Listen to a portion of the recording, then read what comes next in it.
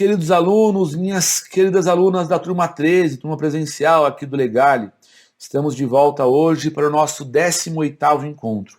Na aula de hoje nós vamos tratar sobre responsabilidade ainda. É o nosso terceiro encontro, terceiro e último encontro, tratando do tema responsabilidade. Então espero que você aproveite aí. Ainda estamos por conta da pandemia longe, distantes, né? Mas continuo aqui preparando material para vocês, querendo dividir com vocês maior quantidade de informações possível para te ajudar aí, e mesmo à distância, eu quero que você continue contando comigo. Você pode me contatar se tiver dúvida, se tiver questão, pode mandar para mim lá no Instagram, no Facebook, no e-mail, respondo para você assim que possível, tá bom? Obrigado pela compreensão de vocês, espero que vocês estejam bem, que fiquem saudáveis, você, sua família, e fiquem com Deus. Um beijo para vocês. Olá pessoal, tudo bom com vocês? Estamos de volta aí para mais uma aula nossa aqui da pós-graduação. Hoje nós vamos continuar a nossa terceira aula aí, né, sobre o tema responsabilidade tributária, e hoje a gente vai dar continuidade naquele ponto que nós paramos na aula anterior. Na aula anterior, acabamos a aula falando sobre a responsabilidade lá do artigo 135, né, que é a responsabilidade que vai encaminhar redirecionar ao sócio, ao mandatário, ao preposto, ao funcionário, a quem quer que seja que esteja atuando ali em nome da empresa e que tenha praticado na gestão da empresa atos de ilegalidade, de abuso de poder, e a partir do momento em que a norma prevê aquelas figuras, ela vai estabelecer a possibilidade de que o passivo tributário nascido desses atos de licitude sejam redirecionados para a pessoa física, do sócio, mandatário, preposto, enfim, aquelas pessoas todas que estão indicadas no artigo 135. Muito bem, nós encerramos a aula passada, onde eu te disse que nós comentaremos duas súmulas. A primeira, que nós comentamos, que foi a súmula 430, e lá na 430 nós temos um ponto bastante interessante que fala o seguinte: entendimento do STJ na súmula. Não haverá redirecionamento para a figura da pessoa física do sócio em caso de mero inadimplemento. Então, a redação da súmula vai nessa linha, né? Que o mero inadimplemento, ou que o inadimplemento, não gera por si só a responsabilidade pessoal do sócio-gerente. Essa é o entendimento trazido ali na súmula 430 para a gente. Quero começar nossa aula de hoje tratando da segunda súmula que eu falei que eu trataria com vocês, que é a nossa súmula 435 do STJ. Olha comigo na tela a redação da súmula 435. Presume-se dissolvida irregularmente. Então, a gente começa aqui com uma figura de presunção, né? Presume-se dissolvida irregularmente. Então, deixa eu pintar aqui a presunção. A empresa que deixar de funcionar no seu domicílio fiscal sem comunicação aos órgãos, legitimando o redirecionamento da execução fiscal para a figura do sócio-gerente. Pessoal, o que eu quero destacar com vocês aqui é o seguinte: a partir do momento em que essa súmula foi editada, a gente tem que fazer uma separação entre a responsabilidade do artigo 135 e a responsabilidade que nasce em razão da súmula 435. Explico por quê.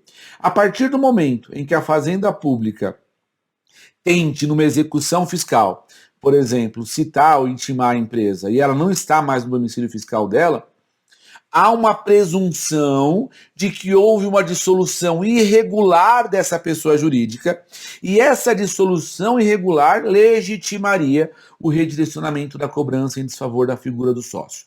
Agora vamos lá.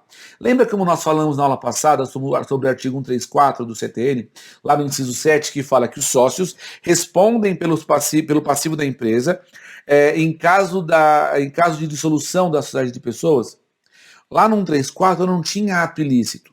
Em razão da impossibilidade de cobrar a empresa, porque a empresa não existe mais, então os sócios responderiam, com base no artigo 134, inciso 7. No 135, não fala de dissolução, fala de cobrar do sócio, do mandatário, do preposto, caso ele tenha agido ali na gestão da empresa com atos de excesso ou de ilegalidade. Quando a súmula 435 vem, ela faz meio que um mix disso tudo, porque ela fala o seguinte: olha, mesmo que eu não tenha um ato ilícito mesmo que eu não tenha um ato ilícito na execução e na consecução do crédito, mesmo que o crédito não tenha nascido de uma ilicitude, a cobrança é legitimada no redirecionamento em desfavor do sócio, porque esse sócio, na gestão da empresa, deu causa a uma suposta, uma presunção de dissolução irregular. Então a ilicitude aí não está no nascimento do tributo, mas estaria na não comunicação da mudança da empresa, da modificação do seu endereço, ou na efetivação efetiva, na efetivação efetiva, horrível, né? Mas na efetivação da dissolução irregular. Então, se eu tenho isso, eu tenho uma cobrança redirecionada ou encaminhada para a figura do sócio, porque ele deu causa não a um débito por conta de sonegação, mas porque na hora de responder pelo débito, a empresa assumiu sem que isso fosse comunicado aos órgãos competentes. É muito comum a gente ver o pessoal fechar a empresa, abrir a empresa e não dar cuidado, não dar atenção para esse tipo de situação. A empresa que é dissolvida irregularmente, que sofre execução fiscal, se na execução fiscal não for constatada a empresa no endereço cadastral dela, é batata. A Fazenda vai pedir o redirecionamento para a figura do sócio e o patrimônio do sócio vai responder. Daqui a pouco eu até vou comentar um caso prático que está acontecendo comigo hoje, que eu estou trabalhando aqui para um cliente do escritório, e a gente está atuando nessa figura de buscar a responsabilização dele. Eu peguei alguns julgados que vão tratar do tema e eu queria dividir com você. O primeiro deles é esse que está na sua tela agora. Olha o que ele coloca aqui no julgado do STJ.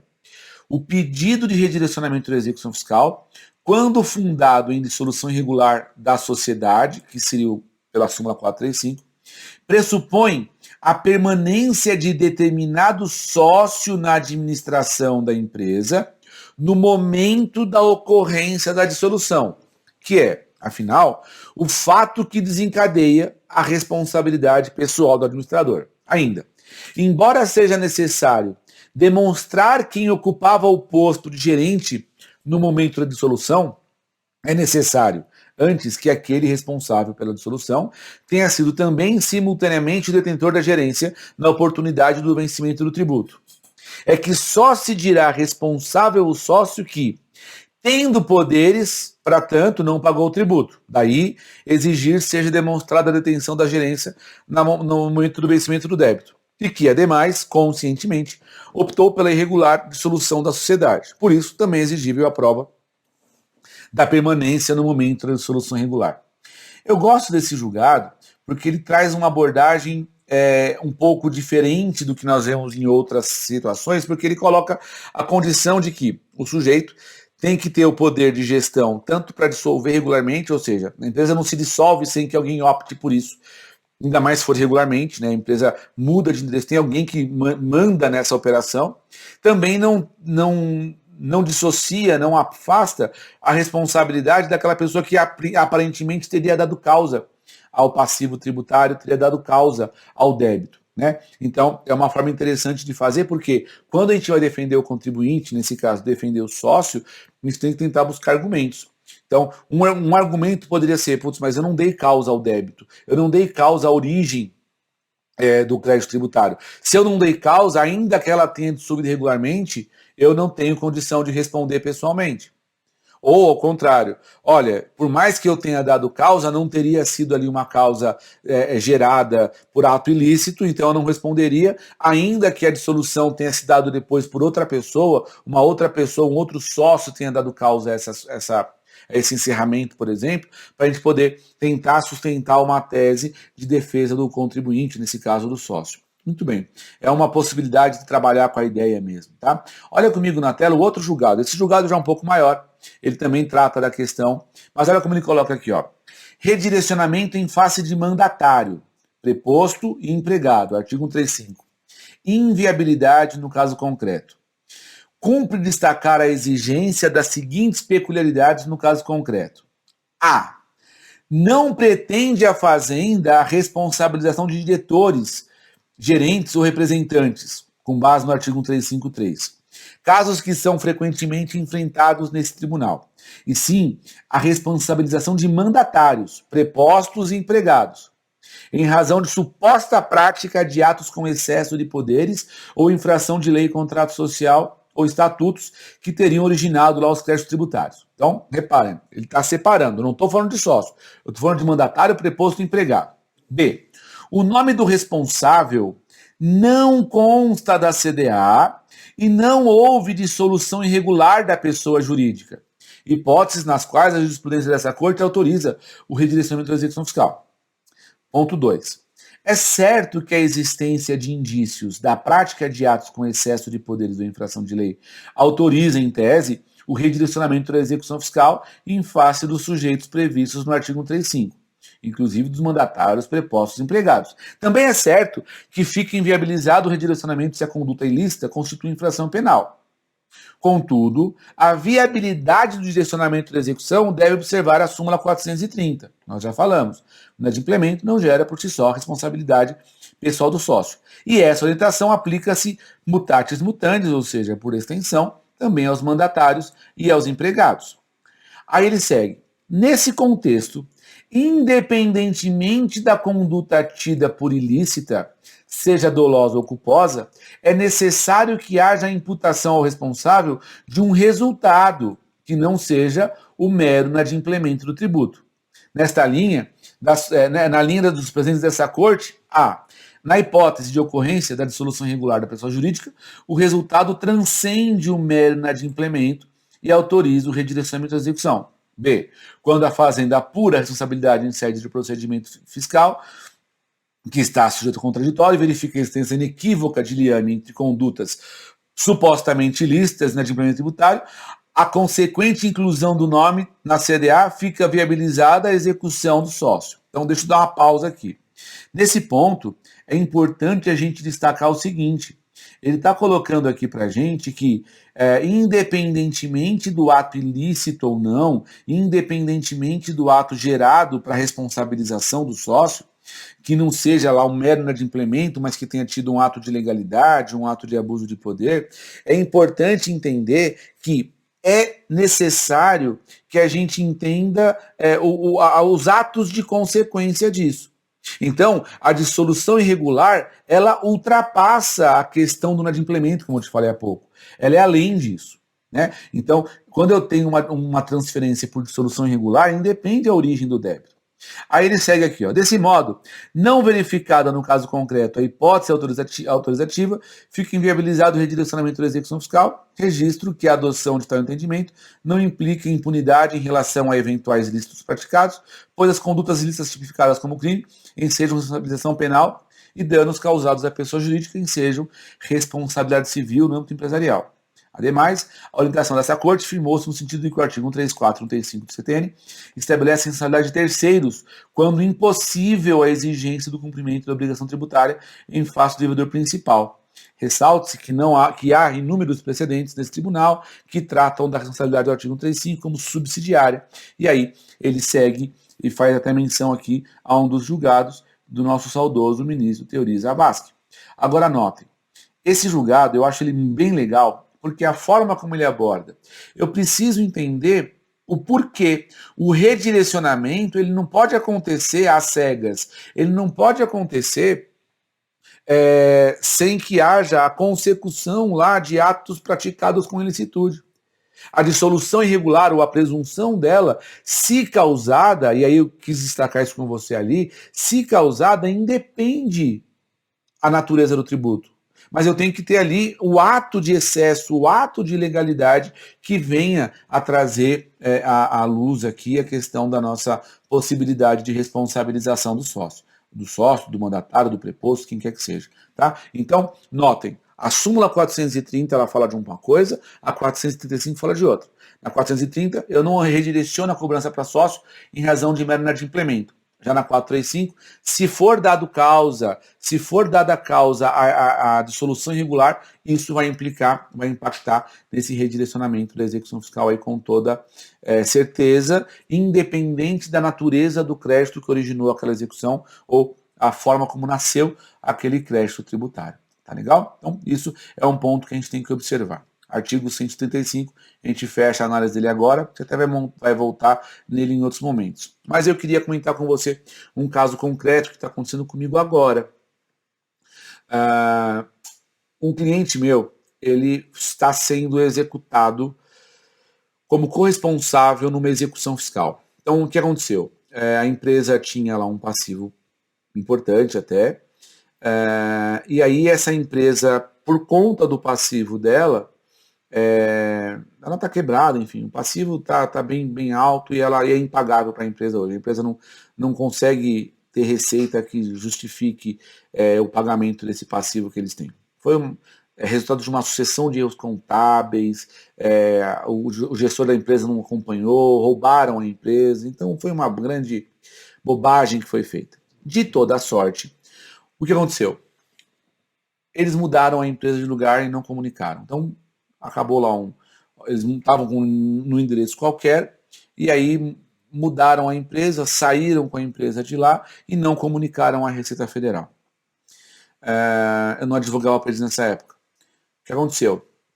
Na execução fiscal, foram tentar intimar a empresa ou citar a empresa lá no endereço cadastral, não tinha ninguém, e a Fazenda pediu o redirecionamento da cobrança em desfavor do sócio.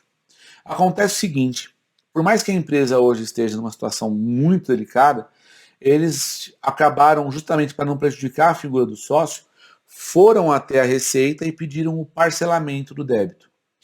Tendo feito o parcelamento do débito após essa tentativa de citação.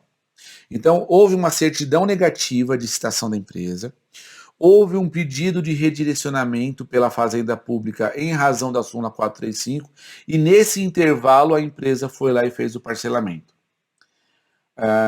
Independente do parcelamento ou não, o que aconteceu? Existem naquela execução 5 CDAs. E eu não sei por qual razão, quando a empresa fez o parcelamento, ela parcelou 4. Ela deixou uma CDA para trás. É sabido que quando o parcelamento é feito, suspende a exigibilidade. Só que nesse intervalo, a Fazenda, além de ter pedido o redirecionamento para a figura do sócio, também pediu o prosseguimento da execução em relação àquela única CDA que não estava no parcelamento, porque o parcelamento, você sabe, suspende a exigibilidade do crédito tributário. Muito bem. O que aconteceu? O juiz autorizou. Incluiu o sócio no polo passivo, mesmo 80% do débito sendo parcelado, foi incluído o sócio no polo passivo e mandou intimar ele, enfim, mandou citar o sócio, né? E eu entrei com uma defesa, uma exceção de pré-executividade em nome desse sócio, buscando a exclusão dele, a desresponsabilização dele, até porque ele nem é sócio mais, ele era à época e não é mais. Mas enfim. Qual foi a minha linha de raciocínio? Se a súmula 435 fala de uma presunção, quando a empresa comparece aos autos de forma espontânea, demonstrando que ela existe, que ela tem uma representatividade, e ainda junta no processo e vem pagando um parcelamento, não tem sentido eu manter a presunção de dissolução irregular a par do fato de que existe uma empresa atuante ou atuando e pagando o passivo tributário.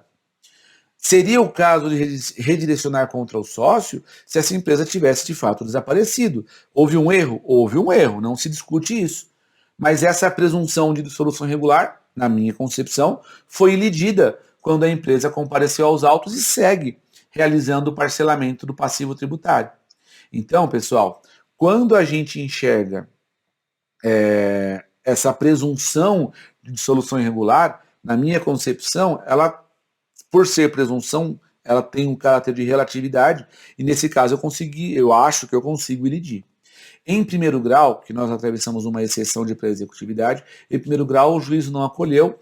No tribunal, estamos aguardando o julgamento do agravo de instrumento. Já houve uma decisão em sede de tutela antecipada e recursal, concedendo a suspensão da execução em relação ao sócio até o julgamento do agravo.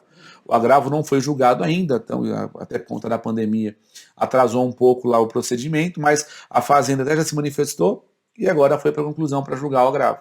Não sei qual que vai ser o julgamento, se a desembargadora que está relatando o processo for na mesma linha da decisão que ela deu em tutela, eu acredito que eu consigo o deferimento da exclusão desse sócio, justamente com essa tese de comparecimento da empresa, portanto, ilidindo, afastando a responsabilidade pessoal desse sócio. Então, esse aí seria um ponto que nós poderíamos suscitar. Estou brigando por esse caso, e se acontecer aí o julgamento disso em breve, eu me comprometo a voltar aqui numa próxima aula e falar para vocês o que rolou, o que aconteceu nessa cobrança aí, tá? Nessa execução, perdão. Mas vamos lá. Então, esse é um caso que eu queria dividir com vocês, um caso concreto. Vamos pensar num outro artigo, artigo 136 do Código, lá fala: salvo disposição de lei em contrário, a responsabilidade por infrações da legislação tributária independe da intenção do agente ou do responsável e da efetividade, natureza e extensão dos efeitos do ato. Pessoal, aqui nós temos um artigo bastante importante. Salvo disposição de lei em contrário, a responsabilidade por infração independe da intenção do agente, do responsável. E também independe da efetividade do ato, da extensão do ato, de como o ato se concretizou. Quando eu olho para isso daqui, a gente enxerga a intenção também do nosso legislador. Por quê? Se eu fosse pensar em qualificar essa situação toda, talvez eu dissesse para você o seguinte: eu não posso pensar, por exemplo, em sonegação culposa ou sonegação dolosa. Sonegação é sonegação. Ou atos de responsabilização, eles vão acontecer a par do que prevê o nosso artigo... Opa, peguei o slide errado aqui.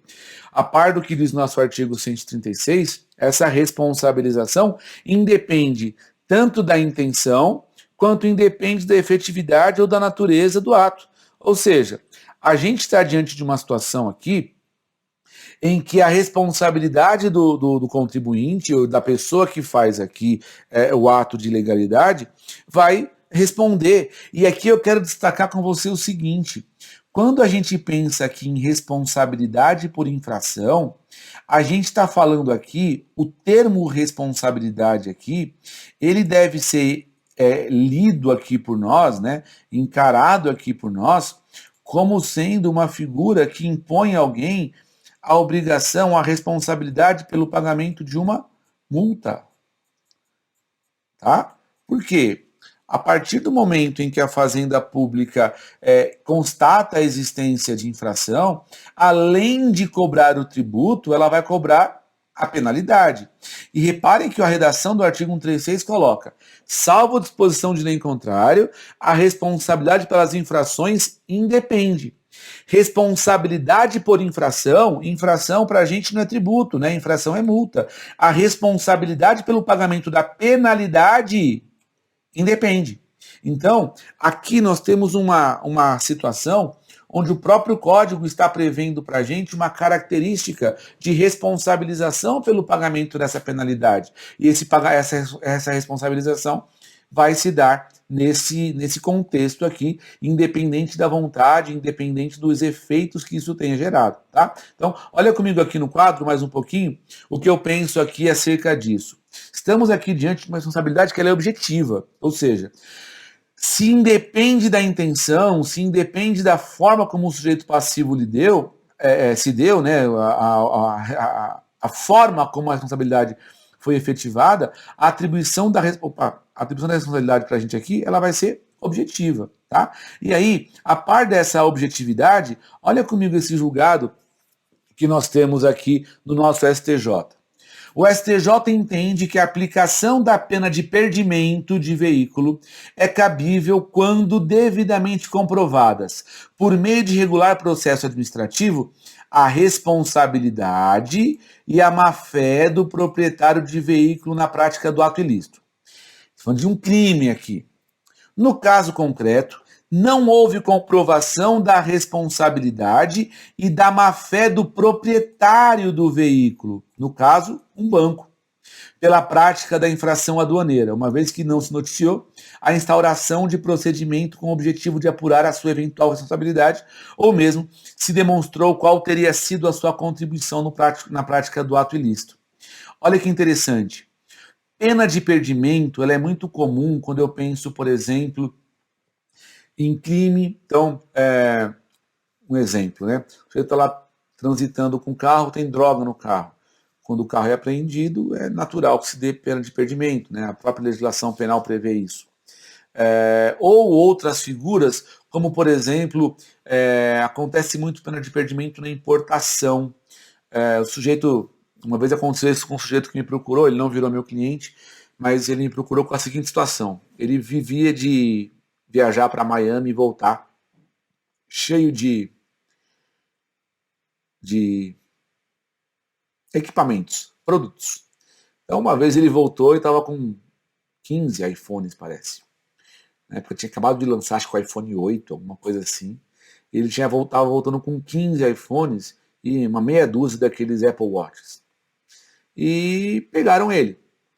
E não é que pegaram ele para tributar, pegaram ele para aplicar a pena de perdimento, porque naquele contexto a fiscalização descaracterizou aquilo que ele fazia como bagagem. Ela constatou que havia ali um ato de comércio irregular e informal, fez a apreensão e levou a leilão aquilo lá tudo, enfim. Pena de perdimento é comum nesse tipo de caso. Vamos voltar nessa tela aqui. Olha aqui, ó. A pena de perdimento de veículo somente é possível quando comprovado por meio de processo regular a responsabilidade e a má-fé do proprietário na prática do ato ilícito. Aqui, eu posso imaginar que o sujeito estivesse transitando com droga no carro, e aí aparece o banco, que era então, né, o proprietário do veículo, e busca a liberação do veículo que era da sua propriedade, que estava sendo usado por alguém praticando um ato ilícito. Você fala, Rubens, mas o que isso tem a ver com o direito tributário? Eu quero que você entenda o instituto da responsabilização.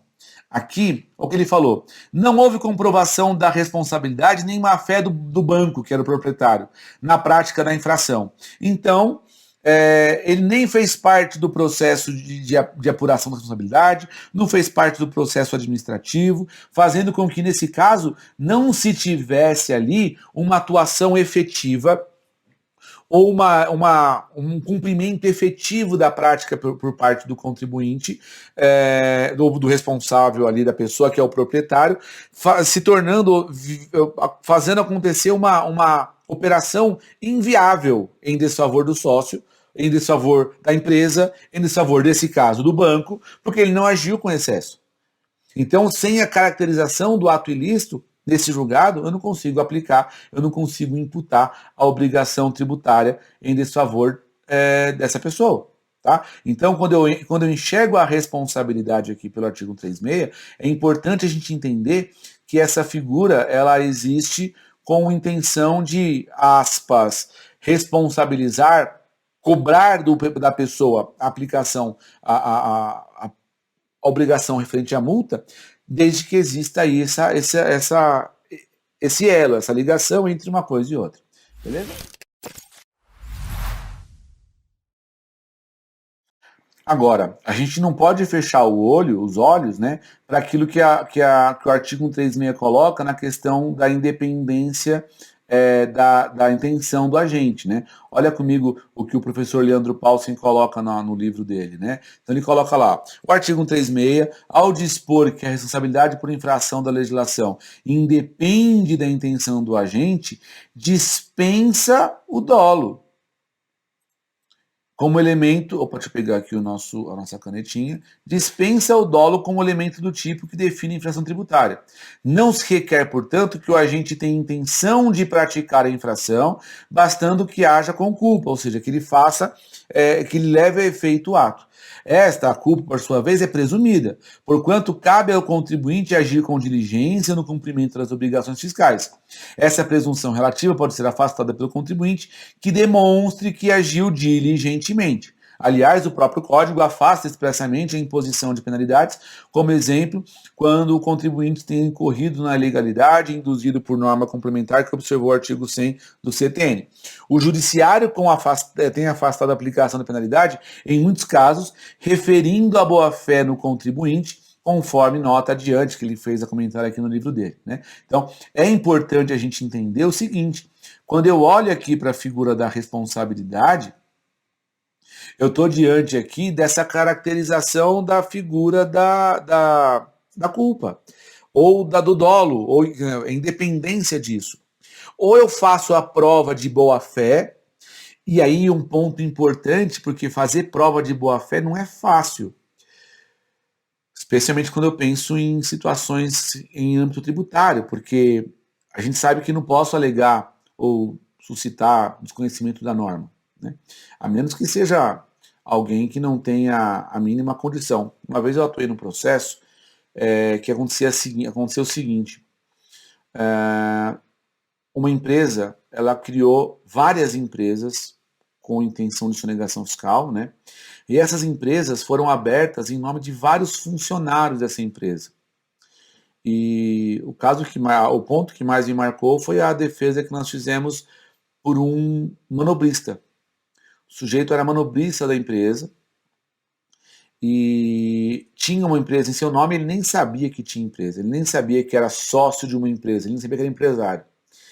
Era uma pessoa extremamente simples, era um senhor já de idade, tinha dificuldade de leitura, e ali ficou provado, a gente conseguiu provar de que não havia nenhum tipo de hipótese de ele ter levado a efeito, não havia condição, porque por mais que ele não possa alegar desconhecimento da lei, ficou evidente ali que ele, na condição de pessoa simples que era, com dificuldade de leitura, com uma condição social super, super precária, numa atuação como manobrista, não tinha como ele ter levado a efeito atos de sonegação fiscal, não tinha como ele ser responsabilizado pessoalmente por um débito, que não era ele, que não foi ele, alguém fez aquilo, alguém agiu de forma bastante sacana em relação àquela pessoa, e aí a Fazenda, obviamente, não sabe disso, foi para cima. E nós conseguimos provar, excluir a responsabilidade daquele senhor, subsistindo a responsabilidade, porque constataram lá, na verdade, um pool de empresas.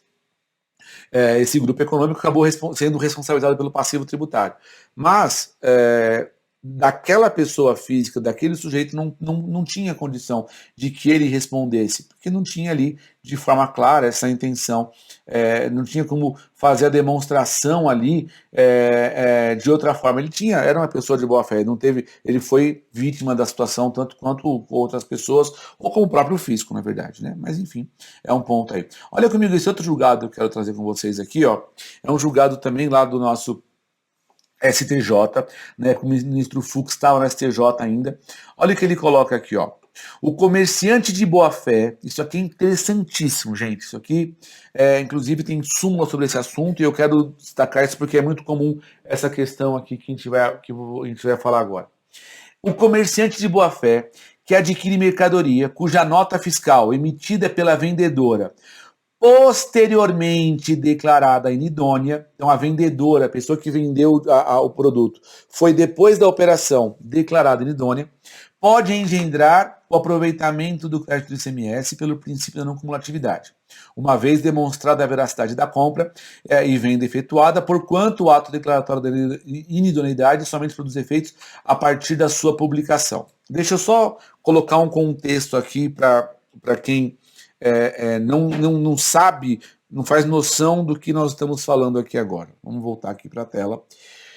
Acontece o seguinte, pelo princípio da não cumulatividade, nós já falamos dele quando falamos na nossa aula de princípios.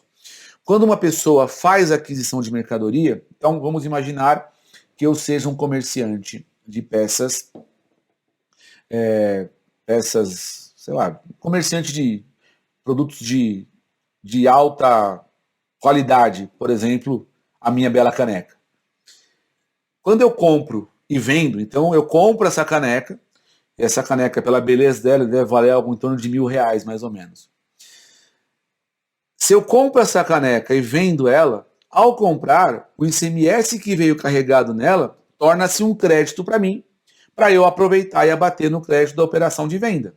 Então vamos imaginar, comprei a caneca por R$50, vou vender ela por 70, eu paguei o ônus, né, eu banquei o ônus do ICMS incidindo sobre os 50, e o ICMS que eu paguei sobre os 50 torna para mim como um crédito, e eu vou usar esse crédito em outro momento.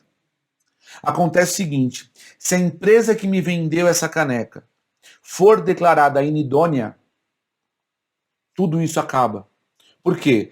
Na inidoneidade, a declaração da inidoneidade da empresa vendedora, ela poderia, aí, a rigor, trazer algum tipo de prejuízo para o fisco, porque provavelmente o crédito de ICMS que eu estou invocando não existiu, porque houve algum tipo de fraude, ou teve alguma sacanagem ali na relação da empresa que vendeu para mim com o fisco. Então, a ideia desse julgado é abordar o tema de que a pessoa que compra de boa fé tem que bancar esse ônus, tem que sofrer esse prejuízo. Então ele fala no ponto 1, o comerciante de boa fé que adquire mercadoria com nota fiscal emitida, que depois de tudo isso foi declarada inidônea, pode sim se aproveitar do ICMS, uma vez que fica demonstrada que houve de fato a compra e venda da mercadoria e também atrelado ao fato de que a inidoneidade foi depois da operação. Aí ele segue no item 2 aqui, ó. A responsabilidade do adquirente de boa-fé reside na exigência, no momento da celebração do negócio, da documentação pertinente à assunção da regularidade do alienante, cuja verificação de idoneidade incumbe ao fisco, razão pela qual não incide a espécie do artigo 136. Segundo o qual, salvo disposição de lei contrária, a responsabilidade das infrações independe da intenção do agente. Então note, se o contribuinte, se o adquirente aqui nesse caso, tiver tomado todas as precauções, tiver se precavido com o objetivo lá de não trazer qualquer tipo de dificuldade ou de sanção, na verdade, né? de não punição, na verdade, mas de responsabilizar, de estar responsabilizado pela boa prática de quem ele comprou, ele está se precavendo para que justamente não exista ou não incida essa figura da responsabilidade do artigo 136. Aí ele segue, em caso, o tribunal de origem consignou que os demais atos de declaração de inidoneidade foram publicados após a realização das operações, sendo que as notas fiscais declaradas idôneas têm aparência de regularidade, havendo destaque do ICMS devido, tendo sido escrituradas nos livros de registro de entradas, no que toca à prova do pagamento, há nos autos comprovante de pagamento às empresas cujas notas foram declaradas idôneas, sendo a matéria incontroversa, como admite o fisco e entende o Conselho de Contribuintes. Então aqui ficou evidenciado que, e aí é um ponto a destacar, se a empresa fez de fato a operação, se ela de fato pagou para o comprador, para o vendedor, o fato aconteceu. Não foi uma operação simulada. Situações como essas são muito preocupantes quando nós temos situações simuladas. As hipóteses ou as situações onde o crédito é simulado para vender nota fria, para comprar crédito. E existe isso, existe um mercado negro nisso. Né? Existe um mercado, um submundo de venda de crédito inexistente. Então, aqui existe justamente para que, se for comprovado que houve... A empresa colocou dinheiro na mão do vendedor, está cumprida a obrigação, né? O ato de fato aconteceu. Vamos seguir lá no nosso item número 4 agora. A boa-fé do adquirente em relação às notas fiscais declaradas inidôneas após a celebração do negócio jurídico, o qual for efetivamente realizado, uma vez caracterizada, legitima o aproveitamento do crédito do ICMS.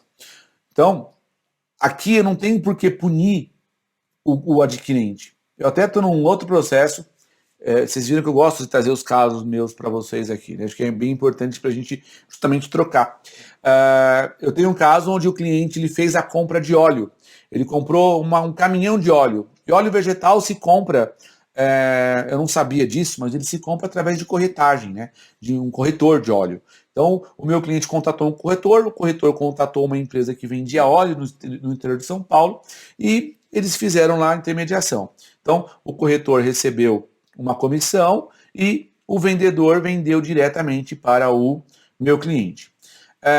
3, 4 anos depois da operação de compra e venda, baixou uma fiscalização da empresa do meu cliente, falando, olha, você comprou um óleo, eu quero a documentação. Ele apresentou nota fiscal de compra, nota fiscal de saída, recolhimento de imposto de saída, toda a documentação que ele tinha na época, tanto da compra quanto da venda, ele apresentou. Depois, num prosseguimento da fiscalização, o fiscal pediu que comprovasse se o pagamento da operação, e a empresa mostrou uma guia de pagamento, comprovante de transferência bancária, né?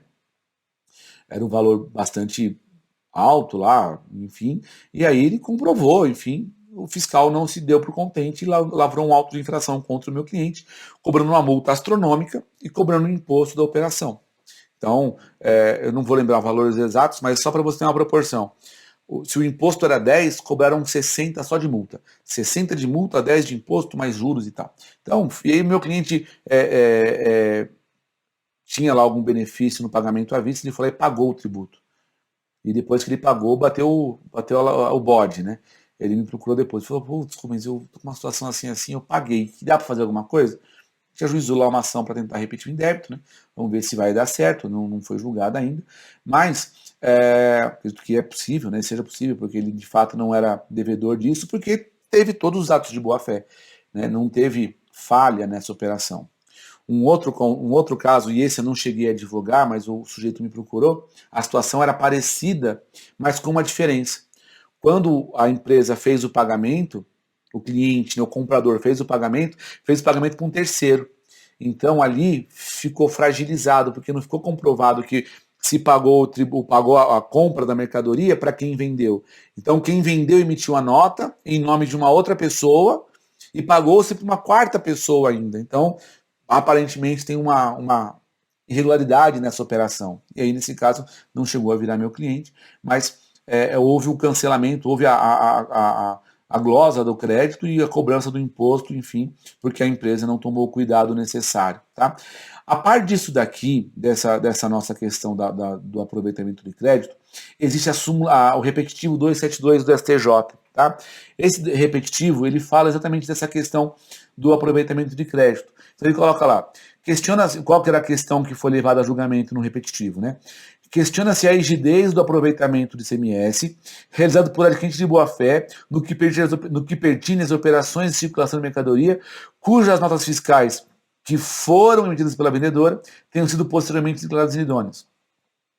Aí a tese foi firmada foi: o comerciante de boa-fé que adquire mercadoria cuja nota fiscal posteriormente declarada inidônea pode aproveitar do crédito, uma vez que demonstrada a velocidade da compra e venda efetuada, porquanto o ato declaratório da inidoneidade somente produz efeitos a partir da sua aplicação. Esse foi o repetitivo julgado, que virou, né, que vai ser aplicado, e ele guarda relação também com a nossa súmula 509. Né?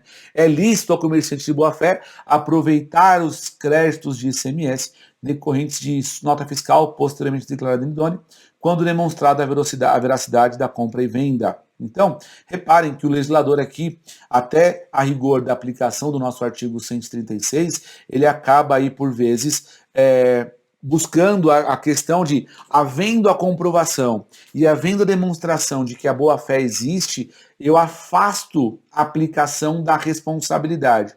Nesse caso que a gente está mencionando, seja pelo tributo, que eventualmente pode ser imputado ao comprador, seja pelo aproveitamento do crédito, que também seria impactante para o nosso contribuinte, porque numa operação como essa, numa relação como essa, se você conseguir demonstrar que havia boa-fé, você consegue, a princípio, aí, buscar o afastamento da aplicação da responsabilidade. Tá bom?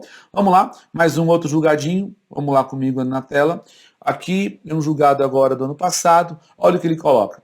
Comerciante que adquire mercadoria cuja nota fiscal tenha sido posteriormente declarada inidônea e que autoriza aproveitamento de crédito, não aplica lá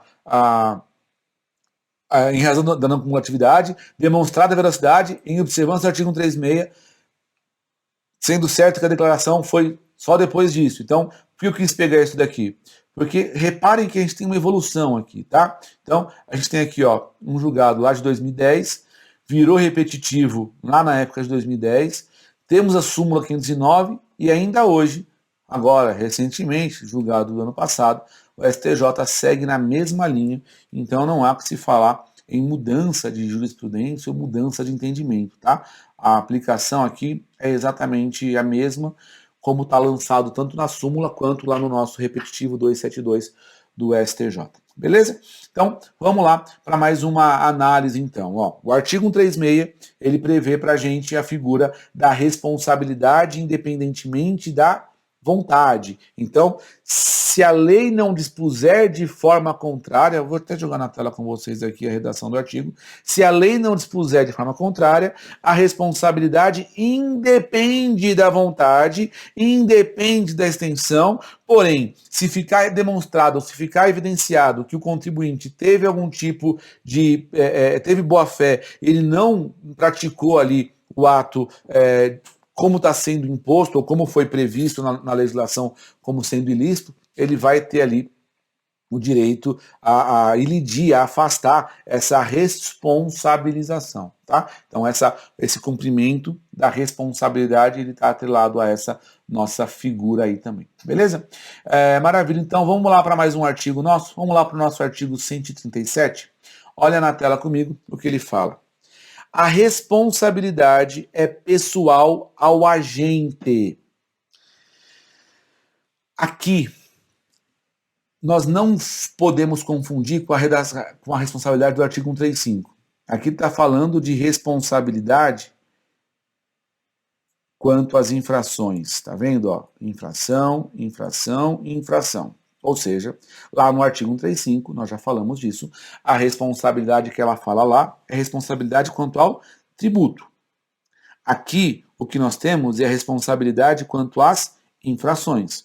Ou seja, a partir do momento em que a fazenda, em que a legislação, na verdade, né, verifique essa situação de aplicar ou não a responsabilidade, aplicar ou não a cobrança do crédito tributário, a gente vai enxergar que quando eu penso no 135, ele pega o tributo e joga no colo do sócio, quem quer que seja, e para não carecer de previsão legal, o CTN vem e fala que a mesma ideia vai ser aplicada também, ou aplicável também, quando eu penso em infração.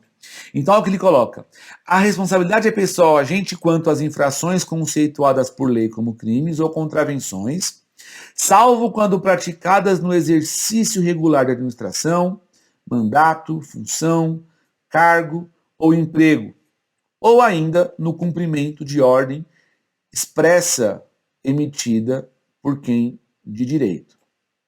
Aqui a gente enxerga alguns pontos. Antes de eu voltar comigo na tela, eu quero destacar com você. Ele coloca lá, quanto às infrações conceituadas por lei como crimes ou contravenções. Então, independentemente aqui de qualquer caracterização vou voltar aqui. Independentemente de qualquer caracterização, se houver uma situação que seja prevista na norma como lei, como infração de lei, como crime, ou como contravenção, essa responsabilidade já é a multa, né, a aplicação, além do tributo no 135, a responsabilidade pela multa, ela vai ser aplicável de forma objetiva, direta, a rigor do que está aqui. Só que reparem que o próprio dispositivo coloca, salvo quando praticadas no exercício regular de administração, de mandato, de função, de cargo ou de emprego. Nada impede que o meu patrão chegue para mim e fale, Rubens, só negue o imposto. Aí eu falo, mas patrão, mas vai sonegar. Só negue o imposto. Mas está errado, Rubens. Ou você faz a declaração que eu estou mandando, ou vou te mandar embora. Isso acontece com uma empresa, isso acontece com um contador, isso acontece com um funcionário. Então reparem que aqui, o que o nosso artigo faz a menção de forma muito clara é que, havendo atos de ilicitude, havendo atos de excesso, vai haver sim a responsabilização da figura da pessoa que deu causa a esse ato ilícito, a essa sacanagem. Só que se ele estiver fazendo aquilo, porque se eu cumpro ordem, eu estou albergado e protegido pela previsão aqui do artigo 137 no inciso 1. Quem responderia então? Seria meu patrão, seria o meu cliente. Por isso que é imprescindível que em qualquer situação como essa, você trabalha ali com uma forma muito clara de documentação das informações. Especialmente você que atua na área contábil. É importante que, caso haja qualquer tipo de decisão gerencial do seu cliente em fazer algo que seja conceituado como crime, que você coloque isso de forma clara num memorando, em alguma coisa, fazendo com que ele assuma ali a responsabilidade pela efetivação e emanando dele a ordem que está sendo imputada a você, sob pena de a gente ter algum tipo de... seria uma forma de você tentar, eventualmente, justificar uma exclusão de responsabilidade, por exemplo. Tá? Então, esse é um ponto aí que a gente tem que destacar. O inciso 2 e o inciso 3, eles colocam, né? Quanto às infrações em cuja a definição do dolo específico do agente seja elementar, e aqui tem tudo a ver com o agente público, vou falar disso já, e as infrações que decorram de dolo específico também tem a ver lá com o nosso crime. Quem vai responder por isso? Ó, no caso de dolo específico, as pessoas do 134, os mandatórios, os prepostos, gerentes, empregados, enfim. Então, reparem que a lei ela vai ela atua de forma bastante clara ao imputar essa responsabilização aí para quem tenha praticado esses atos de excesso, esses atos de ilicitude aí, beleza? Vamos fechar esse bloco aqui. Eu volto no próximo bloco tratando com você logo no começo da análise, da consequência aqui desse nosso artigo 137, beleza? Vamos lá para o nosso café. Daqui a pouquinho a gente volta. Um abraço.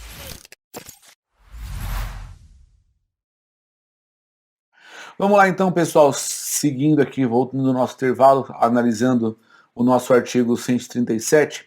Quero dividir com você uma análise que o professor Luciano Amaro faz no livro dele, quando ele fala, quando ele menciona, né, quando ele trata aquela questão das situações que são conceituadas como crimes, né, ou contravenções. Olha o que ele coloca aqui no livro dele. Trata-se aí de responsabilidade por infração administrativa e de submissão à sanção administrativa. Se aquela infração é tão grave que a lei enquadra como ilícito penal, a responsabilidade administrativa, isto é, a sanção meramente fiscal, também é pessoal do agente. Então, especialmente aqui quando ele faz menção no item 2, né, quando infração cujo dolo seja específico do agente, ou quando tem aí a questão do crime, o nosso entender aí vai nessa linha de que a gente precisa tratar, precisa lidar com essa questão objetivamente, entendendo que em se tratando de crime, em se tratando de situação que envolva um ilícito, como é o caso aqui, que o artigo prevê, que a gente tenha a aplicação da responsabilidade, né, aquela natureza de responsabilização mediante pagamento de penalidade, de multa, imputada a quem tenha de fato dado causa a isso tudo, tá bom? Olha esse outro aqui, esse julgado já é um pouco mais antigo, só que eu acho interessante a forma como ele abordou o tema, né? Não que tenha havido mudança, mas acho que a forma como ele foi abordado aqui foi bastante importante, bastante interessante. Olha o que ele coloca lá. Aqui havia uma previsão de uma multa na Lei 8.212, tá? Essa lei ela fala de contribuições sociais, enfim. Mas aqui, olha o que ele fala aqui, ó. INSS, apresentação de documentos, omissão de informações. Agente político, prefeito, responsabilidade pessoal, demonstração da culpabilidade. Necessidade dessa demonstração de culpabilidade. Artigo 41 da lei, posterior anistia por uma lei 9476. Então olha o que ele coloca aqui, ó. A multa de que trata o artigo 41 da lei 8.212 somente deve ser imputada pessoalmente ao agente público se demonstrado o excesso de mandato ou cometimento de infração com dolo ou culpa, já que essa regra deve ser interpretada em harmonia com o disposto no artigo 137, inciso 1, que expressamente exclui a responsabilidade pessoal daqueles que agem no exercício regular do mandato precedentes da primeira turma. A Lei 9476 de 2007 concedeu anistia aos agentes políticos e dirigentes de órgãos públicos, estaduais, do DF municipais, a quem, porventura, tenham sido impostas penalidades pecuniárias decorrentes do artigo 41. Mas note comigo o seguinte, na hora que ele analisa essa questão, ele fala, olha, eu vou tratar aqui, existe de fato uma previsão de multa, mas na previsão de multa eu preciso interpretar isso com base no artigo 137, inciso 1. Então reparem, ó, a multa somente deve ser imputada pessoalmente se demonstrado excesso de mandato ou cometimento de infração com dolo ou culpa, com a interpretação aplicada pelo artigo 137, que novamente, volta aqui, ele coloca para a gente lá. Ela vai ter, então, essa forma de interpretar aqui de acordo com o que o julgador fez aqui. Então, note, havia aqui uma previsão legal, havia uma multa, havia a previsão da aplicação de uma multa, de uma penalidade, e aí essa responsabilização pessoal aqui ficaria afastada se o ato tivesse sido praticado, ou quando foi praticado, no exercício regular de mandato, que é o que consta aqui do nosso texto do inciso 1 do artigo 137, e aí ele acabou dessa forma aqui afastando a incidência da obrigação tributária, ou da penalidade, perdão, da multa, em relação ao nosso agente público ali. Percebam o seguinte, tanto o artigo 136 quanto o artigo 137, eles vão numa linha de aplicação de responsabilidade vide multa. Então, nós já falamos disso, nós sabemos que a penalidade aqui para a gente é a multa, a responsabilidade, quando o código faz menção à exclusão de responsabilidade ou atribuição de responsabilidade pelas infrações, a responsabilidade pelas infrações é sinônimo de multa. Existe uma possibilidade, uma forma de a gente buscar o afastamento e a exclusão da aplicação dessa multa. A forma disso acontecer é através do instituto chamado denúncia espontânea.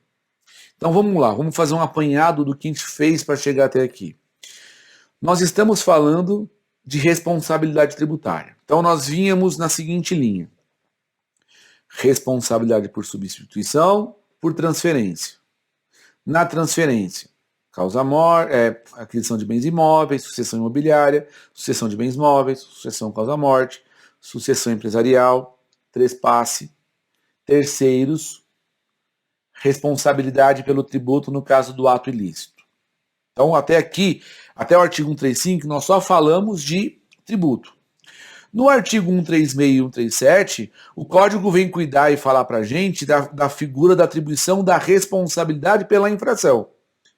Separando responsabilidade tributária de responsabilidade por infração, a gente sabe que a responsabilidade tributária é o tributo em si. A responsabilidade por infração é a penalidade. Fugir do tributo, eu só consigo fugir se ficar demonstrado que eu não respondo pessoalmente por aquilo, nem na condição de contribuinte, nem na condição de responsável. Fugir de penalidade, ou eu preciso provar que não pratiquei o ato ilícito, que ensejou, né, a aplicação da multa, ou eu posso buscar me valer da figura da chamada denúncia espontânea, que é esse instituto que a gente vai falar aqui agora. Pessoal, denúncia espontânea não tem nada a ver com delação premiada. Uma vez me perguntaram, Rubens, mas pode ser? Não, tem nada a ver. Denúncia espontânea, ela é um instituto que está previsto lá no artigo 138 do CTN, e o objetivo da denúncia espontânea é justamente buscar a desresponsabilização, a inaplicabilidade da multa. Para falar dela, vamos começar olhando para o artigo. Então, o artigo 138 coloca para a gente lá de forma bastante clara. A responsabilidade, e é o que eu digo, a responsabilidade aqui para a gente vai ser sinônimo de multa. A responsabilidade é excluída pela denúncia espontânea da infração. Eu espontaneamente disse ao fisco, informei ao fisco, declarei ao fisco, comuniquei ao fisco que pratiquei algo errado, que pratiquei alguma infração. Acompanhada a denúncia espontânea, a informação espontânea de que eu pratiquei um ato ilícito. Acompanhada, se for o caso, do pagamento do tributo devido e dos juros de mora, ou do depósito da importância arbitrada, se a importância depender de apuração por parte da autoridade pública administrativa.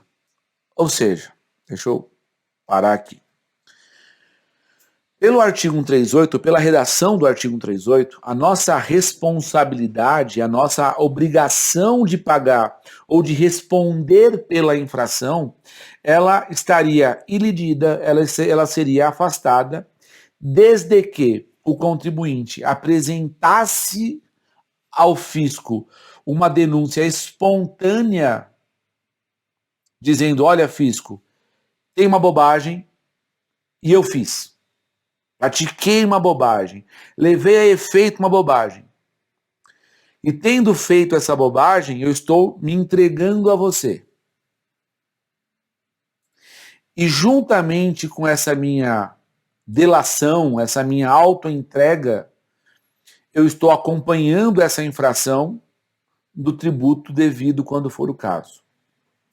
Agora note comigo o seguinte, quando eu volto aqui para a tela, ele fala, a responsabilidade é excluída pela denúncia espontânea da infração. A fazenda, o contribuinte se entrega e denuncia-se espontaneamente, ou seja, antes de a fazenda pública ter feito algo para apurar ou para levantar esse tributo. Por quê? Da onde eu tiro isso? Da redação do parágrafo único. Olha o que ele coloca lá.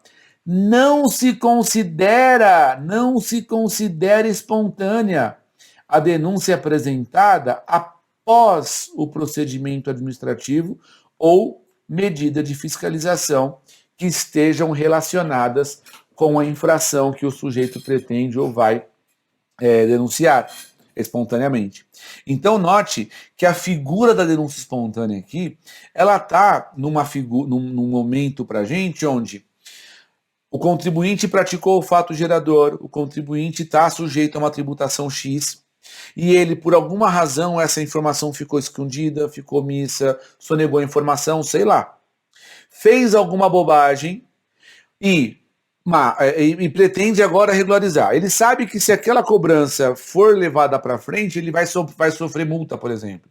Então o que ele faz? Antes de qualquer procedimento de fiscalização, antes de qualquer procedimento praticado pela Fazenda Pública, o contribuinte vai lá e se entrega para o fisco e diz, fisco, errei, mas está aqui, ó, a minha informação daquilo que eu digo que eu errei, acompanhada do integral pagamento do tributo, ou acompanhada do pagamento do tributo acrescido de juros. O que eu fujo aqui é da multa. O que eu fujo aqui é da penalidade. Por quê? A penalidade, se eu voltar ali na tela, a penalidade é exatamente essa exclusão de responsabilidade de que fala o caput do artigo 138. Então, pessoal, quando eu penso em denúncia espontânea, é imprescindível que a gente entenda que a ideia desse instituto aqui é justamente tentar beneficiar o infrator, mas não beneficiar, mas desestimular ou estimular que ele se regularize, volte a um status de regularidade, buscando aí o afastamento da obrigação, de eventuais penalidades. Então, quando eu penso na denúncia espontânea, eu penso no instituto onde a Fazenda está dando o benefício da dúvida para o contribuinte, para que ele, antes de qualquer procedimento do fisco, preste as informações e eventualmente sane possíveis omissões praticadas por ele, e aí, com isso, haja a realização do pagamento do tributo com exclusão da penalidade. Ou seja, nesse caso, o que o contribuinte tem de benefício é justamente a prerrogativa de poder se apresentar ao fisco, poder se entregar ao fisco, sanando eventuais omissões, sanando eventuais erros, e nesse sentido, ele acaba por desonerar, digamos assim, a obrigação que o fisco tem de fiscalizar. Então, se o contribuinte, antes de qualquer procedimento, antes de ser fiscalizado, vai lá e se entrega, ele está, entre aspas, fazendo o papel do fisco, mas mais do que isso, regularizando a sua situação administrativamente, no que tange ali as obrigações acessórias, no que tange a sua regularidade, e atrelado a isso, junto com isso, com pagamento. Não existe denúncia espontânea sem pagamento. Vou voltar aí já já. Mas não existe denúncia espontânea sem que haja pagamento. Assim como não pode haver nenhum tipo de estímulo à sonegação, o que ela faz é, caso você esteja sonegando, ou caso você tenha dado efeito a algum tipo de sonegação, eu, fisco, te beneficio, te oriento no sentido de afastar a aplicação da multa, me paga só o tributo com os juros, e aí você, ela busca, na verdade, aí a questão da regularização ou da formalização da regularidade do contribuinte. Né? Então, a ideia da denúncia espontânea é justamente buscar excluir, retirar do contribuinte o peso da multa, o peso da responsabilidade, mediante a regularização antes mesmo da prática, da constatação de eventual erro por parte do fisco. E detalhe, eu não estou nem falando aqui só da responsabilidade lá pessoal do artigo 135. Eu estou falando aqui de qualquer tipo de penalidade que seja aplicada em desfavor do contribuinte, que seja aplicada em desfavor de alguém, em qualquer contexto. Tá? Então, quando a gente olha para a denúncia espontânea, o benefício dele é buscar a exclusão dessa penalidade ou dessa responsabilidade. Vamos lá para a tela, olhar o que o professor Leandro Paulsen coloca no livro dele sobre a figura da denúncia. Ele coloca: a responsabilidade por infrações à legislação tributária pode ser excluída pela denúncia espontânea ou pela anistia. Nem vamos falar de anistia agora. Ou seja, pelo arrependimento associado ao cumprimento das obrigações inadimplidas, ou pelo perdão legal, que seria anistia, não é o nosso caso agora. Mas também pode ser extinta pela lei posterior mais benéfica, que, deixando de considerar a conduta como infração, seja ela retroativamente aplicada pela decadência ou pela prescrição, dentre outros modos de extinção do crédito. Reparem que ele faz uma análise aqui, onde ele diz que a denúncia espontânea seria uma forma de exclusão do crédito. Exclusão, na verdade, não do crédito, da penalidade. Né? Exclusão da penalidade. E aqui é horrível escrever nesse negócio, mas você vai entender o meu recado aqui. Isso aqui era para ser penalidade. Tá bom? Então, a exclusão aqui é da penalidade. Eu não deixo de ter a obrigação de cumprir a obrigação tributária. Eu não deixo de ter a obrigação de pagar o tributo. O tributo está lá, ele vai ser devido e é devido. O que a denúncia espontânea faz é excluir a pena. Se você pegar o artigo 175 do CTN, você vai ver que lá ele exclui, tem as causas de exclusão. A gente vai abordar isso numa aula próxima até. Mas ele fala das causas de exclusão. E entre as causas de exclusão nós temos anistia e isenção. Isenção não é o caso. Anistia é uma causa de exclusão onde exclui, retira a penalidade do contribuinte. Né? Mas quando eu olho para a causa de exclusão, o que ele está fazendo ali? Quando eu pratico o ato ilícito, quando eu pratico o ato de ilegalidade, eu já estou sujeito à aplicação de penalidade, aplicação de multa, eu já estou sujeito a isso. O que o nosso dispositivo faz é justamente excluir a obrigação dessa pessoa, retirar a obrigação dessa pessoa no que tange a penalidade, em razão dessa autodenúncia. Então, reparem que aqui ele compara isso com anistia, compara isso com o perdão, né, que seria a nossa anistia, compara com a retroatividade mais benéfica, quando ele menciona o artigo 106, que nós já falamos disso quando falamos do princípio da retroatividade.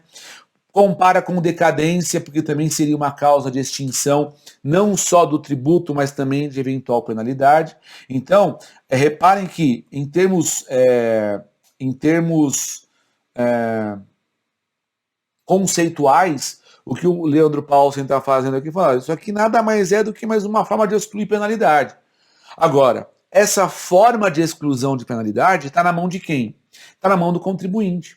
Porque se você pega, por exemplo, as hipóteses que ele colocou lá, Anistia, é a lei quem faz. Prescrição e decadência, é o decurso do prazo, não tem jeito. Nesse caso, não seria nem decadência, seria prescrição, né? É o decurso do prazo. Poderia eventualmente ser decadência, mas é o decurso do prazo, é a fluência do prazo sem que a fazenda tenha se manifestado. Retroatividade mais benéfica, que ele menciona lá também, é favor legal. Dentre essas hipóteses, a única hipótese que a gente enxerga que estaria a cargo do contribuinte seria a denúncia espontânea, onde ele vai lá e espontaneamente se entrega ao fisco e fala: olha, fisco, eu estou aqui sanando a questão.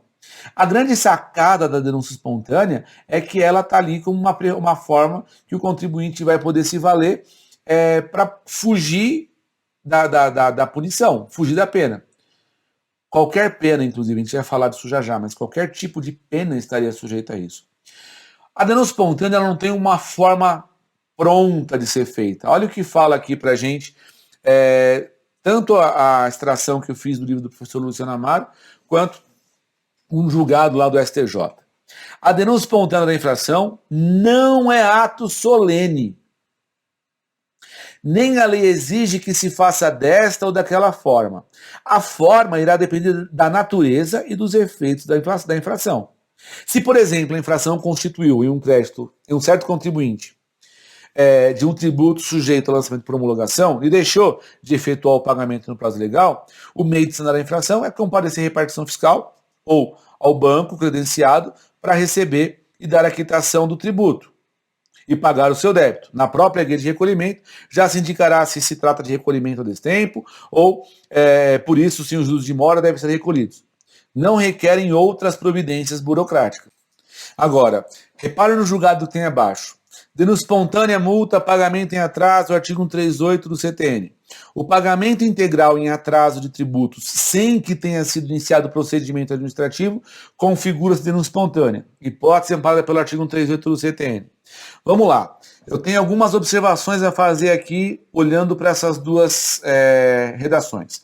A primeira delas, quando o professor Luciano Amaro fala que não é um ato solene, e de fato não é, porque não tem previsão ou forma exigida em lei, ele coloca um exemplo que eu particularmente não gosto muito. Porque ele coloca lá, ele coloca o exemplo do tributo ser transmitido por homologação, onde o contribuinte simplesmente deixou de efetuar o pagamento no prazo legal, e aí ele teria que comparecer à repartição, ao banco, e pagar o débito. E aí na própria guia já se indicaria se é um recolhimento fora do prazo ou não, e os juros deveriam também estar incidindo, e aí não teria uma nova providência a ser tratada. O detalhe que eu quero destacar com você é o seguinte: quando eu penso em tributo sujeito ao lançamento por homologação, qual que é a ideia dele? Eu levo informação para o fisco, né, eu municio o fisco de informação, e aí as informações que eu presto, elas são levantadas pelo contribuinte e ele tem a obrigação de pagar. Existe uma discussão que é a seguinte: o tributo que eu declarei e paguei fora do prazo, eu tenho que pagar? A verdade é, nesse caso não tem denúncia espontânea.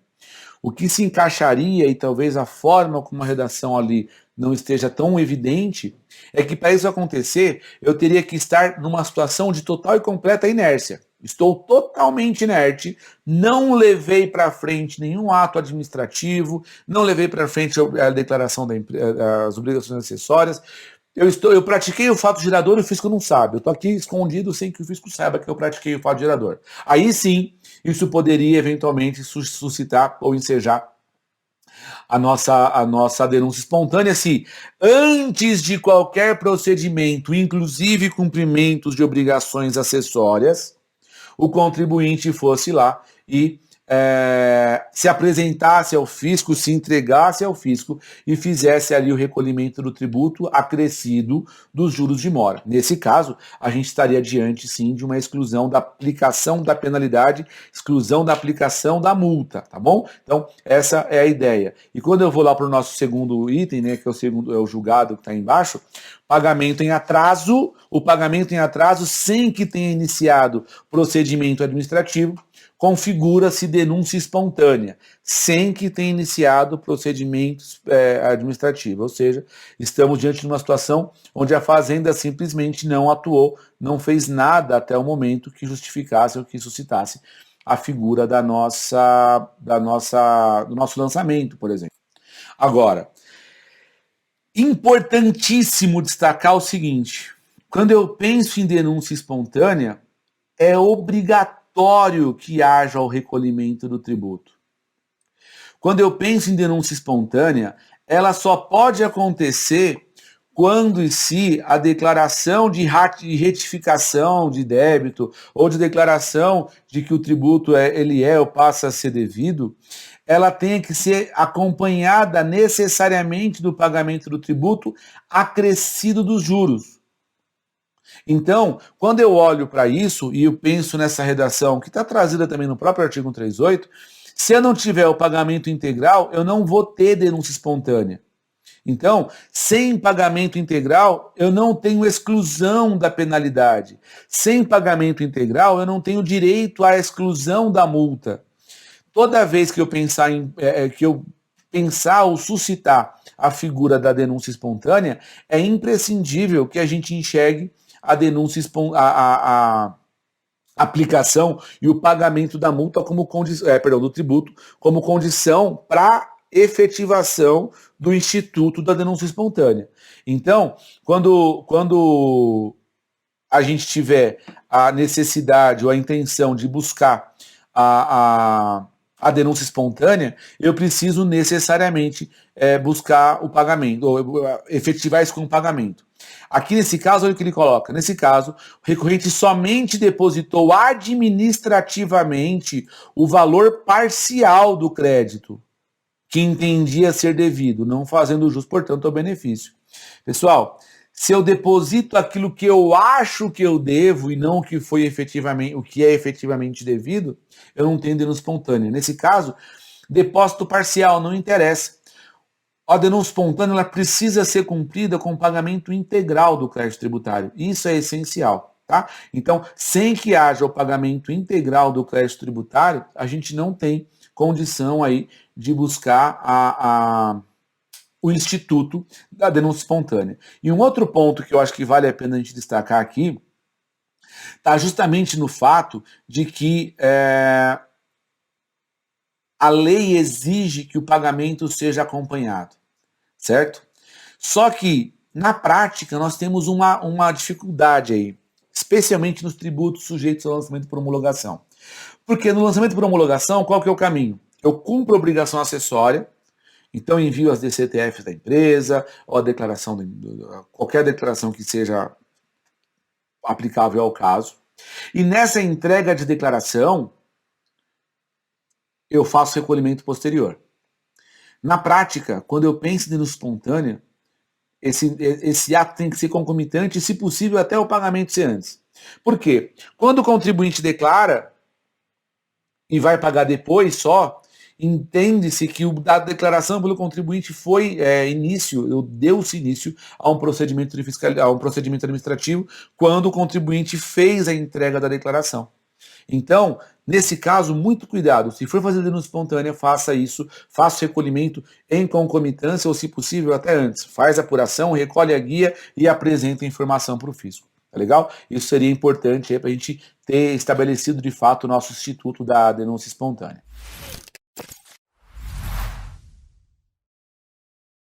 Mas aí, muita gente pergunta para mim, né? Muita gente questiona, Rubens, mas e se eu fizer uma denúncia espontânea com parcelamento, dá certo? Pessoal, olha comigo aqui o que o STJ decidiu. O Instituto da Denúncia Espontânea não se aplica nos casos de parcelamento de débito, recurso provido, acórdão tal, no regime 543C, que é o nosso do CPC antigo, né, que falava do repetitivo. Isso gerou o repetitivo número 101, que eu coloquei embaixo para vocês. O Instituto da Denúncia não se aplica nos casos de parcelamento de débito tributário. Eu vou te contar uma historinha. Uma vez uma empresa me procurou com a seguinte situação. Eles tinham lá uma empresa que nasceu de um projeto bem legal, e eles estavam fora de São Paulo, era uma empresa que ficava em outro estado, e aí eles montaram uma unidade, essa unidade deu certo, começou a dar dinheiro, Aí abriram uma segunda unidade, uma terceira unidade, uma quarta unidade, espalharam algumas unidades lá pela cidade. Cresceram de forma errada. Por quê? Na hora de fazer a primeira, então, eram 2 sócios. Aí na segunda, para continuar no Simples Nacional e para evitar qualquer... colocaram um dos sócios na empresa e a sociedade era com a mãe do outro. Aí a terceira foi o outro sócio com a mãe do primeiro. Aí na terceira foram as duas mães, na quarta foram as duas mães como sócios. Aí vai pegando parente, vai fazendo aquele cacareco todo que a gente sabe que muito brasileiro faz. A questão é, cresceram errado. Só que além de terem crescido errado, eles cresceram sonegando imposto. Né? Não que eles cresceram por ter sonegado, mas aquela lógica inversa. Para conseguir gerar receita e ser lucrativo, tinham que sonegar. Essa era a justificativa deles. Muito bem. A partir do momento em que essa sociedade foi crescendo e foi dando certo, criou uma marca e talvez até por omissão e falha da própria fazenda não se constatou que existia ali um grupo econômico efetivo, eram vários CNPJs distintos, e essa empresa cresceu. Até que uma entidade estrangeira manifestou interesse em fazer aquisição do estabelecimento deles, fazer aquisição do negócio deles para operar no Brasil através dessa empresa.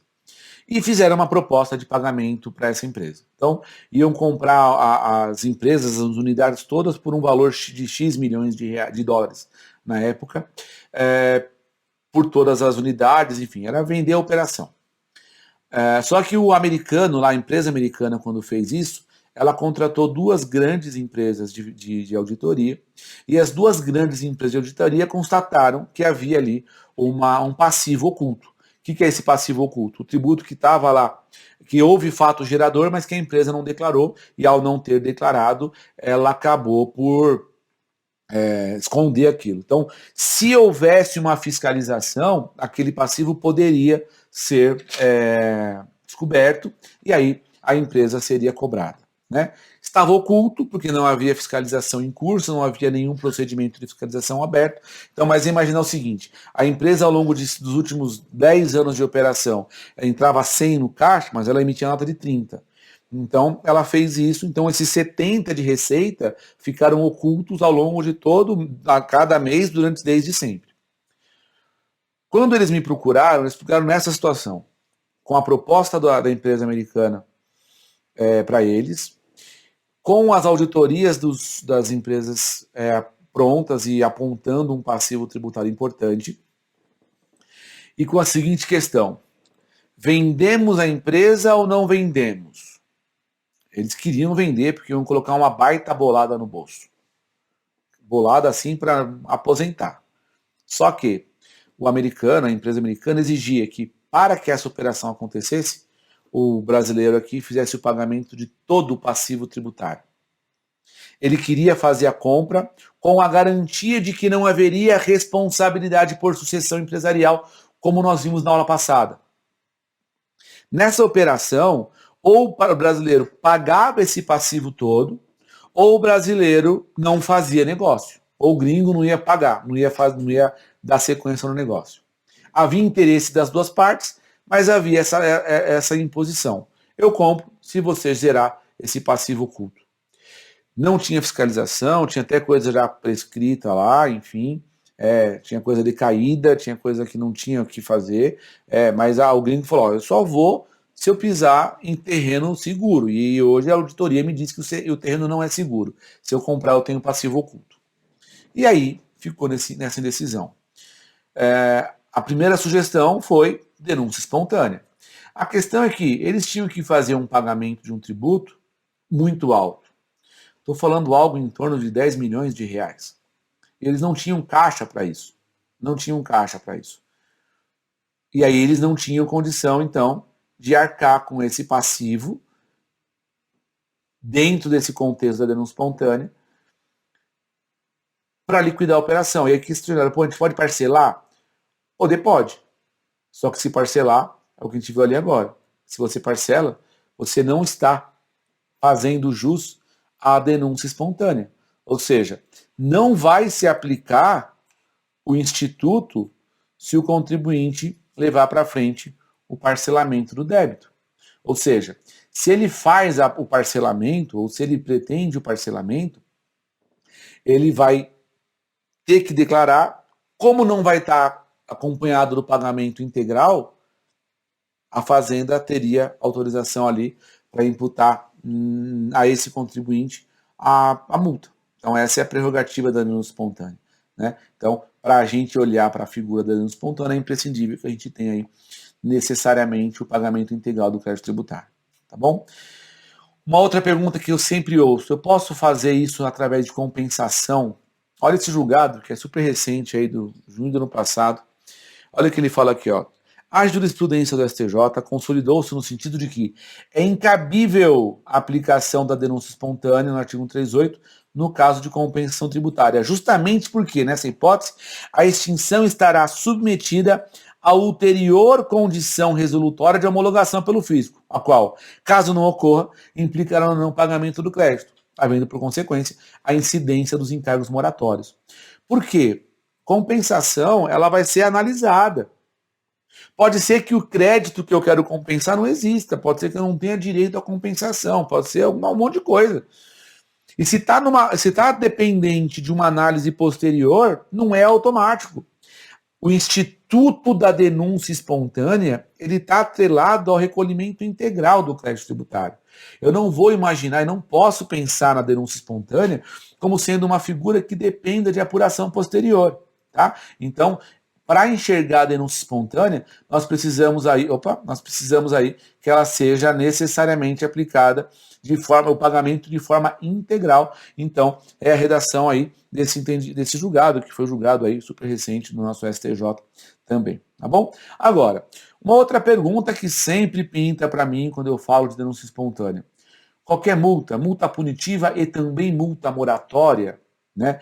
É a multa punitiva, é a multa moratória, como é que funciona? Pessoal, quando eu penso em denúncia espontânea, o artigo 138 ele não qualifica a multa. Ele fala que exclui responsabilidade. Se exclui responsabilidade, qual que é? É toda. Nós temos aqui alguns julgados, eu trouxe aqui para vocês 3 julgados que tratam exatamente disso. Então, olha aqui, ó. No primeiro, ministro Fux, quando estava na STJ ainda. Forçoso consignar que a sanção premial contida no Instituto da Denúncia Espontânea exclui as penalidades pecuniárias, ou seja, as multas de caráter eminentemente punitivo, nas quais se incluem as multas moratórias decorrentes da impontualidade do contribuinte. Ou seja, inclui multa moratória, não é só a multa punitiva, a multa sancionatória, chamada multa de ofício. Tá? Olha esse outro aqui também do nosso saudoso ministro Teori Zavascki. É desnecessário fazer distinção entre multa moratória e multa punitiva, visto que ambas são excluídas em caso de configuração da denúncia espontânea. Ambas. Também Teori Zavascki falando quando estava lá no STJ. E agora também, de forma mais recente, STJ aqui, ó. Ademais, inexistindo prévia declaração tributária e havendo pagamento do tributo antes de qualquer procedimento administrativo, cabível a exclusão das multas moratórias e punitivas. Então percebam que é uníssono a ideia de que a denúncia espontânea existe para excluir qualquer tipo de sanção, qualquer tipo de penalidade, qualquer tipo de multa. Seja multa de ofício, seja a multa moratória, a multa pelo atraso do recolhimento do tributo. Tá? Então isso é pacífico para a gente. Olha ainda um outro ponto importante. Eu estou clicando aqui no botão errado toda hora. Vamos lá. Denúncia espontânea. Inaplicabilidade do Instituto quando se tratar de multa isolada imposta em face do descumprimento de obrigação acessória. Pessoal, isso aqui é importante. Sabe por quê? Quando eu penso em denúncia espontânea, deixa eu apagar isso aqui que ficou muito feio. Quando eu penso em denúncia espontânea, eu estou diante de uma situação que existe para excluir a penalidade pelo recolhimento, a penalidade atrás do tributo. Quando eu penso em obrigação acessória, eu estou falando de cumprir aquilo, cumprir uma obrigação, cumprir um fazer para auxiliar o fisco, tanto na fiscalização quanto na arrecadação. Então aqui eu vou pensar na emissão de nota, vou pensar na emissão de DCTF, na entrega de DCTF, na entrega das obrigações acessórias para ICMS, sei lá. Quando tiver uma multa isolada porque não foi cumprida a obrigação acessória, não vai haver a denúncia espontânea, porque o fato de a obrigação de fato não aconteceu, né? O cumprimento da obrigação acessória não aconteceu, a menos que eu tenha uma situação de estou me entregando e já pagando o tributo. O que aquele julgado fala é de multa isolada, multa que não esteja atrelada ali àquela relação entre contribuinte e fisco na consecução, na satisfação da obrigação em relação ao cumprimento da obrigação acessória mais o tributo. Olha esse outro julgado aqui, que também é super recente agora, de fevereiro desse ano. Olha aqui, ó. Processual civil, tributário, débitos fiscais, ação anulatória, denúncia espontânea não configurada, multa moratória, proporcionalidade e razoabilidade. Na origem, trata-se de uma ação anulatória de débitos decorrentes de auto de infração constituídos em processo administrativo fiscal. Na sentença, julgaram-se improcedentes os pedidos, ou seja, a ação anulatória foi perdida. No tribunal, na segunda instância, né, a sentença foi mantida, ou seja, a sentença de improcedência da ação foi mantida. Nesta corte, lá no STJ, negou-se provimento ao recurso especial da autora, ou seja, ele tomou pau de cabo a rabo no processo dele. Item 2. No que se refere à apontada ofensa aos artigos 138 do CTN, e aí ele fazia menção a outra, eu suprimi para poder ficar menor aqui, o acórdão está em consonância com a jurisprudência do STJ de que a denúncia espontânea não tem efeito de impedir a imposição da multa por descumprimento de obrigações acessórias autônomas. Ou seja, se eu tiver uma situação de obrigação acessória que dependa ali da consecução, da execução, para aplicação ou não da multa, eu não vou fugir, porque o descumprimento de obrigação acessória autônoma, ela independe do recolhimento do tributo. Então, se eu tenho num ato de fiscalização ou qualquer constatação de falha no cumprimento de obrigação acessória, o fisco ele vai estar ali sim sujeito, né? Estará sim na prerrogativa de fazer a aplicação dessa multa, porque nesse caso independe de qualquer recolhimento de tributo, inclusive, porque é uma obrigação acessória apenas, tá bom? Então, é um outro ponto aí que devemos observar. Agora, num momento mais favorável ao contribuinte aqui, eu quero tratar com você do tema do recurso repetitivo, do tema repetitivo 385 do STJ. Olha que questão interessante que foi levada a julgamento lá para o STJ nesse tema. Lá ele fala o seguinte: discute-se a configuração da denúncia espontânea, artigo 138, na hipótese em que o contribuinte, após efetuar declaração parcial do débito, acompanhado do valor do pagamento integral, retifica essa informação antes de qualquer procedimento do fisco, noticiando a existência de uma diferença maior a pagar, cuja quitação também se dá de forma concomitante. Então, olha que interessante, ó. O contribuinte foi lá, faturou 100 na empresa, faturou 100 mil reais na empresa, foi lá e declarou 30, pagou o tributo dos 30. Tá tudo certo. Isso aconteceu há um mês atrás, por exemplo. Aí bateu aquela crise de consciência, não teve nenhum início de procedimento de fiscalização ainda. A empresa declarou 30 e pagou o tributo dos 30, mas ela sabe que recebeu 100, então tem 70 lá de diferença. Aí ela vai lá e fala, putz, e aí? Eu tenho ou não tenho denúncia espontânea para caso eu faça a retificação dessa diferença e pague a diferença do imposto sobre os 70. Retificando o conteúdo de 30 para 100 e pagando o imposto que eu paguei, complementando o imposto que eu paguei com 30, pagando a diferença para o 100. Essa é a questão que foi levada a julgamento. Olha a tese que o STJ afirmou. A denúncia espontânea resta configurada na hipótese que o contribuinte, após efetuar declaração parcial do débito, sujeito ao lançamento por homologação, acompanhado do pagamento integral, retifica antes de qualquer procedimento da administração tributária, noticiando a existência de diferença maior, cuja quitação se dá concomitantemente. Então aqui, em sede de recurso repetitivo, é repetitivo aqui, ó, 385 do STJ, depois você pode até conferir lá no site do STJ e ver os julgados que deram causa, né, a isso, ele define a ideia de que vai sim ter denúncia espontânea. Então, por mais que eu tenha declarado errado, ainda que de forma dolosa, mas tendo declarado num valor menor, tendo pago isso no valor menor, se eu faço a retificação disso sem que isso esteja inserido num processo de fiscalização ou antes de algum tipo de aferição, eu tenho ali o benefício da denúncia espontânea. Por que é importante entender esse contexto? Porque a gente não pode confundir essa teoria com a teoria do que vem tratado para a gente lá na súmula 360 do STJ. Olha como que a súmula trata do assunto. A denúncia espontânea não se aplica aos tributos sujeitos ao lançamento por homologação que tenham sido regularmente declarados, mas pagos a destempo. Aí você pode falar, pô, então deu bagunça aqui, não deu nó na cabeça. Não deu nó na cabeça, vamos entender. Vamos pegar esse mesmo exemplo que eu te falei agora. A empresa recebeu 30, declarou 30, recebeu 100, declarou 30, pagou sobre 30 e depois vem querer retificar e pagar a diferença.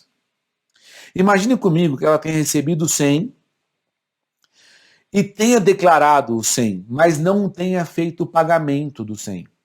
Ou seja, ela recebeu, teve a receita, mas não adimpliu o tributo no patamar, no valor daquilo que ela teve de receita. Ela declarou, só não pagou no prazo. Olha como que ele coloca lá. Não se aplica quando for regularmente declarado, mas pagos a destempo. Tá vendo aqui?